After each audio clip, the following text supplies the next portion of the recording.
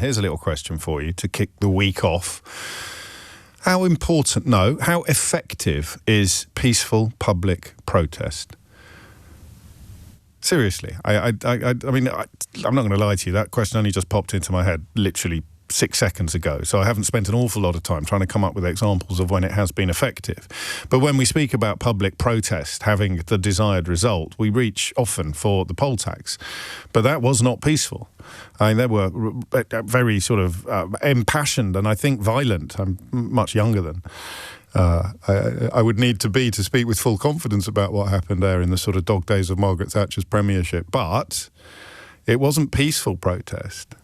I mean, you might think of Mahatma Gandhi, of course, when it comes to the power of peaceful protest, but I'm thinking chiefly of this country. I'm thinking chiefly of the United Kingdom.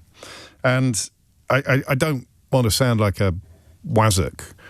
And as I get older, I'm more conscious of how wazzocky some contributions to conversations may have sounded in my younger days. Yeah, protest is good.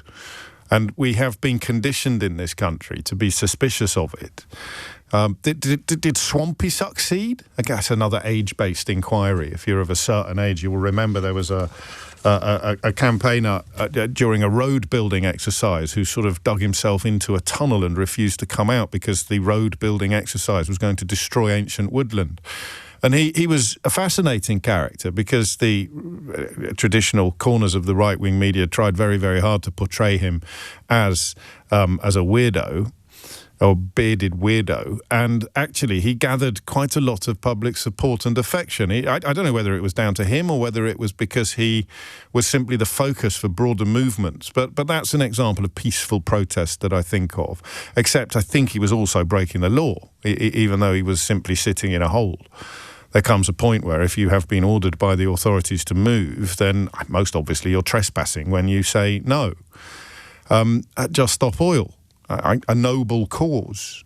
If you believe in science, obviously, a very annoying bunch of people if you don't believe in science. And that's not even funny anymore. If I'd said that 5 years ago, it would have been with my tongue in my cheek. But you've got the most powerful administration on the planet now demonstrating daily that it does not believe in science. Or it is so desperate to please the plutocrats that it will pretend not to believe the science while enacting legislation and pursuing policies that are in complete opposition to the observable scientific evidence. Swampy, what did I call him? Did I get his name wrong? What did I call him? It wasn't also, or maybe you're sending me the word swampy in order to suggest things that have worked. Suffragettes or suffragists? I'm afraid I get them mixed up. One was legal, one was not. That was not peaceful protest.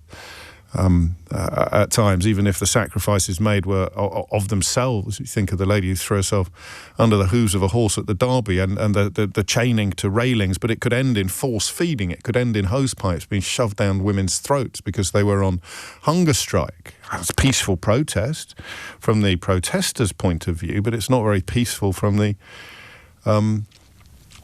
authorities' point of view. So actually, I'll do that. Well, I mean, I'm getting some nice messages through, but I'll put that on the board. You can ring in with that if you want, the effectiveness of peaceful protest. Because the reason I used the word wazzock a moment ago is because I think it's probably linked partly to guilt or shame. I'm obsessed, or not obsessed, but fascinated by how much how much of what we are, how much of the bad bits of us are down to guilt and shame. It's not just because I was raised a Catholic, where they use guilt and shame essentially to control your mind, or at least to try to control your behaviour.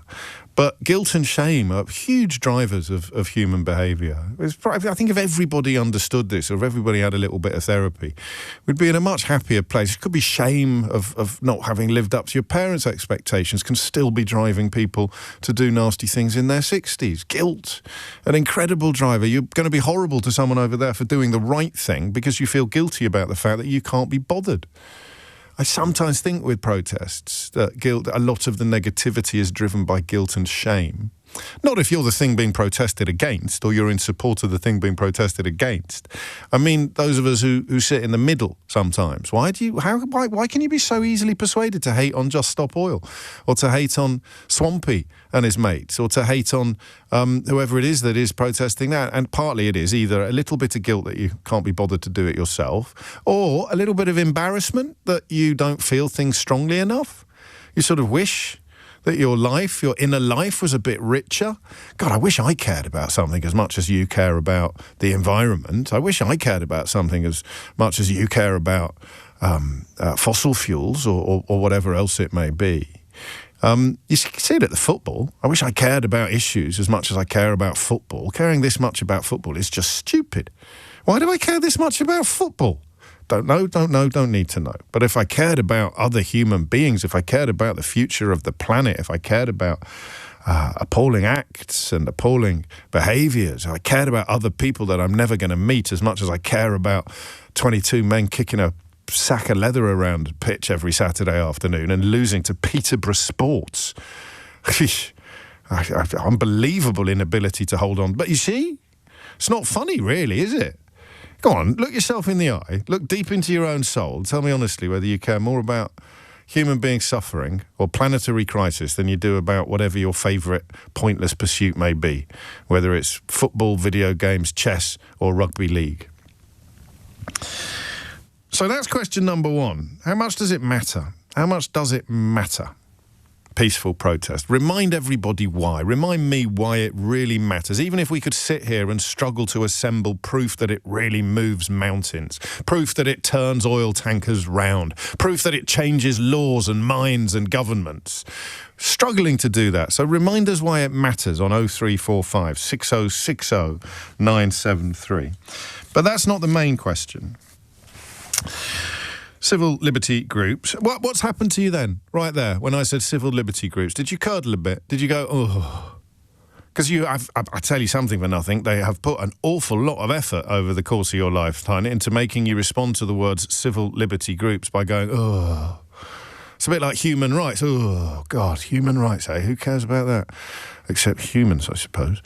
You see what I mean? Civil liberty, oh, flipping it, blooming do-gooders. I bet they eat muesli for every meal. Civil liberties, human rights. Anyway, civil liberty groups expressed concern yesterday over government plans to hand police greater powers to restrict protests, as organisers of mass demonstrations against the banning of Palestine Action pledged a major escalation of their campaign. So here's something else you have to do that's quite tricky.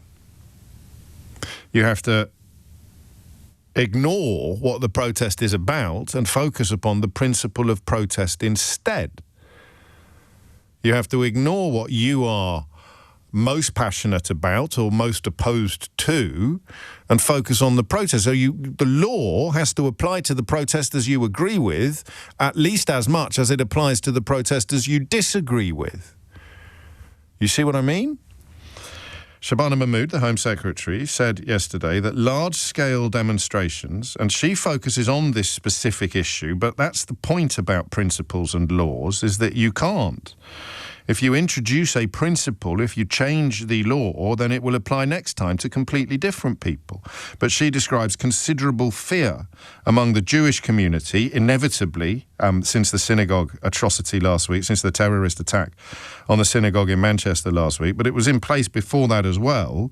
And the idea that protests against the genocide in Gaza or in solidarity with Palestinian people add to that fear is her rationale for bringing in new powers where police would be able to impose tougher conditions on static protests or marches by taking account of the cumulative impact of previous similar demonstrations. Now, I don't know how that reaches your ears, but it sounds a little bit to me as though if these protests actually start working or succeeding or changing minds or focusing attention upon issues, then Shabana Mahmood is suggesting that's the time when you need to shut them down or move them on. I want to make something absolutely clear. You engage in anti-Semitism, you are a scumbag. if you engage in support for mistreatment of hostages or the terrorist attack of October the 7th, if you conflate Israel with Judaism, then you are a scumbag. And if you're doing it on a march, you should have your collar felt. If you're doing anything in public that constitutes a breach of public order, you should have your collar felt. Full stop, new paragraph, no questions, please. So we're not talking about them. We're not talking about the people that some callers over the couple of years we've been discussing this have told us are on these marches, and some people who are also on the marches tell us they have never seen. Their existence is not moot, but nobody is defending them. Shabana Mahmood is not saying if you carry a banner that appears to show support for Hamas, you're going to get your collar felt. She's saying if you carry nothing at all, but you were there last week and the week before and the week before, then possibly you shouldn't be allowed to be there next week. The police already have powers of arrest on Palestine Action because they have proscribed it as a terrorist group, which meant that the police had to arrest nearly 500 people at the weekend for the offence of holding a banner that says, "I oppose genocide, I support Palestine Action," something I think I may have misrepresented slightly last week, but I heard an interview with Jonathan Porritt, who's a senior member of Defend Our Juries, at the weekend, and he made it pretty clear that these are deliberately and carefully peaceful protests, silent protests, people literally in unison with each other lifting up this placard and sitting down. And the police already have the powers to arrest those people, 500. So, fear number one, it sounds as if what she's worried about is these protests, these silent, peaceful, legal protests, working when it comes to public opinion, public feeling regarding what is going on in Gaza. But remember, if they change the law for this, then it will apply to everything else as well. And then the second bit of the conversation is they've made such an almighty mistake by proscribing Palestine Action that they're now going to have to change another law, sacrifice another liberty of yours and mine in order to cover up the embarrassment of having to arrest 500 little old ladies every Sunday because they have somehow ended up being supporters of terrorism under the last law that this government brought in, or the last piece of legislation that this government brought in. And then think about your road. What if there was a former hotel at the bottom of your street where asylum seekers are currently being accommodated because of the Tories' complete failure to run a even half-decent system, and the continuing, albeit that their numbers are plummeting, the Labour's attempts to fix the mess they inherited are going to be necessarily slow. What if it was at the end of your street? How would you feel about that every night, every day, every Saturday, every other Tuesday? For flipping heck, I can feel my house price coming down in value every time the flags go up. How would you feel about that? So again, the police have the powers to decide where and when you can protest. But this feels weird, doesn't it? The idea of protesting solidarity with Palestinian people in Gaza while simultaneously being perfectly capable of condemning Hamas, condemning the vile atrocity of October the 7th, recognising the anti-Semitic nature of conflating Jewish with Israeli, all of those things. I can hold all of those thoughts in my head at the same time. And if somebody on these protests can't and publicly articulates that, then they are already going to fall foul of the law. You're going to fall foul of the law in this country if you are holding up a placard that says, "I support Palestine Action." In fact, you'd have got yourself arrested at the weekend simply for doing that. I felt on Friday that it would have been thoughtful to curtail the protest this weekend. I listened to Jonathan Porritt describing what the Palestine Action protest actually involves. I think many of us had in our minds the image of marches and rallies and speakers. It's a little bit more nuanced than perhaps we allowed on Friday, but I still personally feel, and it's a very personal position, that they could have taken the day off. They should have taken the day off. But it should have been their choice. And it was. And they chose to go ahead. And I respect that as well as an exercise of civil liberty. So if I say, I don't think you should do that, but I completely respect your right to do it, I'm operating in a democracy where our freedoms are protected. If a Home Secretary says, I don't think you should do that, and you say, well, I'm going to do it anyway because I disagree with you, and she says, oh, well, in that case, I'll see you in jail. I think we've got a problem. I think we've got a problem.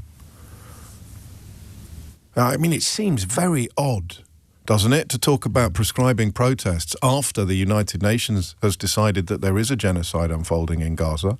That would surely be the point at which all of the people who have been calling for the carnage to end should have received an apology from the authorities. No? It's not a rhetorical no, I mean it. I want your thoughts on this. So, civil liberty groups expressed concern yesterday over government plans to hand police greater powers to restrict protests. So, the idea is that if people protest regularly and effectively, and, I mean, it's hard to do the next bit without doing that thing that constitutes anti-Semitism. It's hard to talk about how Jewish people are upset by protests against the Israeli government, because that is suggesting that there is a conflation of Jewish with Israeli, which is categorically not the case. And to suggest so is anti-Semitic. So remember also that it has to apply to every protest on every subject under the sun, whether you like it or whether you don't like it. So I don't quite get this, to be honest with you. I don't quite understand Shabana Mahmood's logic. Here are some protests against a genocide, or even simply in solidarity with the victims of a genocide. Here are some people over here who you cannot say support the genocide, but they're really upset about the protests against the genocide. Show me an anti-Semite on this march and I'll show you someone who should be arrested. Show me a little old lady holding up a placard saying, I oppose genocide, I support Palestine Action, and you should get arrested, because that's how the law currently stands. But someone who is not breaking any law, who is protesting entirely peacefully, being told, sorry, you can't do that because you're hurting the feelings of people. Well, what am I doing that's hurting the feelings of people? Tell me. Well, you're protesting against genocide. Well, whose feelings are hurt by that? And how much respect should I have for those feelings?